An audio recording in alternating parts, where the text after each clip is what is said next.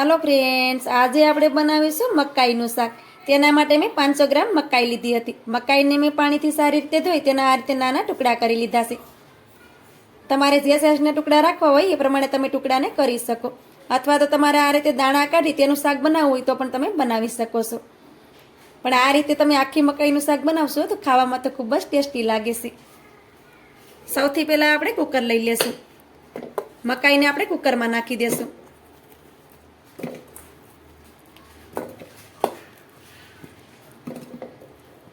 આપણા ગુજરાતીમાં આને ડોડા પણ કહેતા હોય છે. મકાઈને મેં આ રીતે કુકરમાં નાખી દીધી છે. હવે તેમાં આપણે સ્વાદ પ્રમાણે મીઠું નાખી દઈએ. અડધી ચમચી ભરી આપણે હળદર નાખી દઈએ. હવે તેમાં આપણે 2 ગ્લાસ જેટલું પાણી નાખી દઈએ. મકાઈને બફાતા થોડોક ટાઈમ લાગે છે, એટલે થોડું પાણી આપણે વધારે નાખવાનું. તો આ રીતે મેં મકાઈમાં પાણી નાખી દીધું છે. હવે તેને સારી રીતે મિક્સ કરી દઈએ. હવે આપણે કુકરનું ઢાંકણ બંધ કરી દઈશું. કુકરને આપણે ગેસ ઉપર રાખી તેમાં આપણે 4 સીટી કરી લેશું મીડિયમ ફ્લેમ પર. કુકરને મેં ગેસની ઉપર રાખી દીધું છે. હવે આપણે મિક્સરનું જાર લઈ લેશું. 1 ટમેટાને મેં આ રીતે નાના ટુકડા કરી લીધા છે, તો તેને આપણે મિક્સરના જારમાં નાખી દઈએ. 1 ડુંગળીને પણ મેં આ રીતે નાના ટુકડા કરી લીધા છે, તેને પણ આપણે મિક્સરના જારમાં નાખી દઈએ.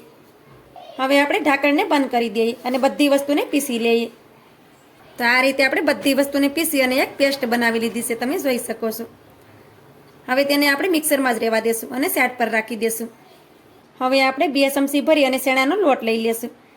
તેમાં આપણે અડધા ગ્લાસ જેટલું પાણી નાખી દેશું. હવે લોટને આપણે સારી રીતે મિક્સ કરી દેવાનો છે. તેમાં કોઈ પણ ગાંઠા ન રહે તે રીતે આપણે લોટને મિક્સ કરવાનો. લોટને આપણે સારી રીતે મિક્સ કરી દીધો છે. હવે આપણે લોટને પણ સાઈડ પર રાખી દઈશું. હવે આપણે કુકરમાં પણ ધીમા ગેસ ઉપર જ 4 સીટી કરી લીધી છે. ત્યાર પછી આપણે મકાઈને પણ શેક કરી લેશું. તો આ રીતે મકાઈને આપણે ચમચીમાં લઈ અને શેક કરી લેવાની. તો આ રીતે તમે જોઈ શકો છો કે મકાઈ આપણી સારી રીતે સળી ગઈ છે. તમને એવું લાગે કે મકાઈ આપણી કાચી છે તો તેને તમારે 1 સીટી વધારે કરી લેવાની, કેમ કે મકાઈને પાકવામાં ઝાઝો ટાઈમ લાગે છે. હવે આપણે આ રીતે જાળી લઈ લેશું. મકાઈને આપણે તેમાં કાઢી નાખશું, જેથી કરી વધારાનું બધું પાણી નીકળી જાય. મકાઈને આપણે આ રીતે જાળીમાં લઈ લીધી છે. હવે આપણે તેના માટે વઘાર કરીશું. હવે આપણે કઢાઈ લઈ લેશું અને તેમાં આપણે 2 પાવડા ભરી અને તેલ નાખી દેશું. મકાઈના શાકમાં થોડુંક તેલ વધારે જ હોય છે, પણ તેલ તમે તમારા પ્રમાણે ઓછું કે વધારે પણ કરી શકો છો. ગેસની ફ્લેમને આપણે ચાલુ કરી દઈએ અને તેલને આપણે ગરમ થવા દઈએ. તેલ આપણું સારી રીતે ગરમ થઈ ગયું છે. હવે તેમાં આપણે રાઈના દાણા નાખી દઈએ. થોડુંક આપણે જીરું નાખી દઈએ. 1 ચપટી જેટલી આપણે હિંગ નાખી દઈશું. થોડાક આપણે મીઠા લીમડાના પાન નાખી દઈએ. થોડાક આપણે લીલા મરચાંના ટુકડા નાખી દઈએ. બધી વસ્તુને થોડી વાર માટે સાતળી લઈએ. બધી વસ્તુ આપણી સારી રીતે સતળાઈ ગઈ છે. હવે મેં 1 નાની ડુંગળીને નાના ટુકડામાં કટ કરીને લીધી છે, તો તેને તેમાં નાખી દઈએ. હવે આપણે ડુંગળીને પણ થોડી વાર માટે સાતળી લેવાની છે. ડુંગળી આપણી સારી રીતે સતળાઈ ગઈ છે. હવે તેમાં આપણે આદુ અને લસણની પેસ્ટ નાખી દઈએ. તેને પણ આપણે સારી રીતે મિક્સ કરી દઈએ. આદુ લસણની પેસ્ટ છે તે આ રીતે ઉપરથી નાખવાની, જેથી કરી તે બળી ન જાય. કેમ કે આપણે પહેલાં તેને તેલમાં નાખી દઈએ તો આદુ લસણની પેસ્ટ છે તે બળી જાય છે અને શાકમાં તેની ફ્લેવર છે તે સારી નથી લાગતી. તો આ રીતે ઉપરથી નાખીએ તો શાકમાં તેનો ટેસ્ટ સરસ લાગે છે. તો આદુ લસણની પેસ્ટને પણ આપણે સારી રીતે સાતળી લીધી છે. હવે આપણે ડુંગળી અને ટમેટાની પેસ્ટ રાખી છે તેને પણ નાખી દેવાની છે. હવે આપણે સારી રીતે મિક્સ કરી દઈએ. તો બધી વસ્તુને આપણે સારી રીતે મિક્સ કરી દીધું છે. હવે તેમાં આપણે થોડી હળદર નાખી દઈએ. સ્વાદ પ્રમાણે આપણે મીઠું નાખી દઈએ. તેને પણ આપણે સારી રીતે મિક્સ કરી દઈએ. હવે આપણે બધી વસ્તુને સારી રીતે સાતળી લેવાની છે. બધી વસ્તુને મેં સારી રીતે સાતળી લીધી છે. તમે જોઈ શકો છો કે આ રીતે કિનારેથી તેલ પણ છૂટું પડી ગયું છે. આ રીતે તેલ છૂટું પડી જાય ત્યાં સુધી આપણે બધી વસ્તુને સાતળી લેવાની.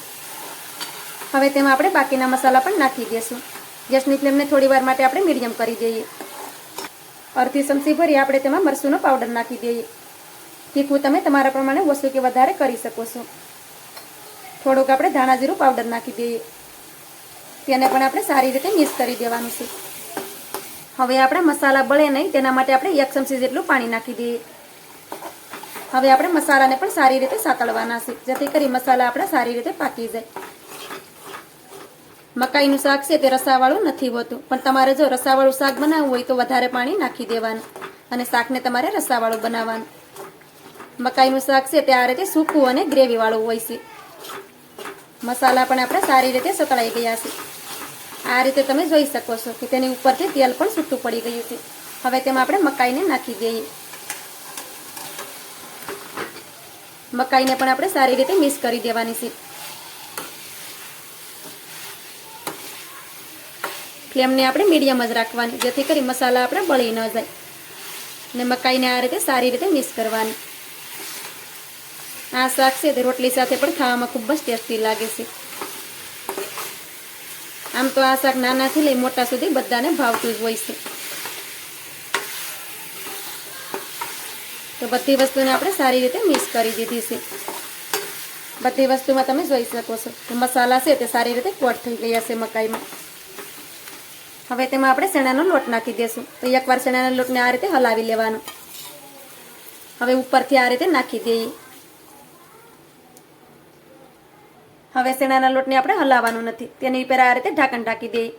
ફ્લેમને આપણે મીડિયમ રાખીશું અને તેને આપણે 5 મિનિટ સુધી પાકવા દઈશું, જેથી કરી ચણાનો લોટ પણ આપણો સારી રીતે સડી જાય.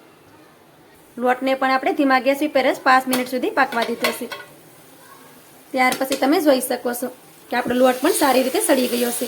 હવે આપણે સારી રીતે મિક્સ કરી દઈએ. તો લોટને આપણે મકાઈની સાથે સારી રીતે મિક્સ કરી દેવાનો છે. તમારે ચણાનો લોટ ન નાખવો હોય તો તમે તેને કીપ પણ કરી શકો, પણ આ રીતે ચણાનો લોટ તમે થોડોક શાકમાં નાખી દેશો તો આ શાક ખાવામાં ખૂબ જ ટેસ્ટી લાગે છે.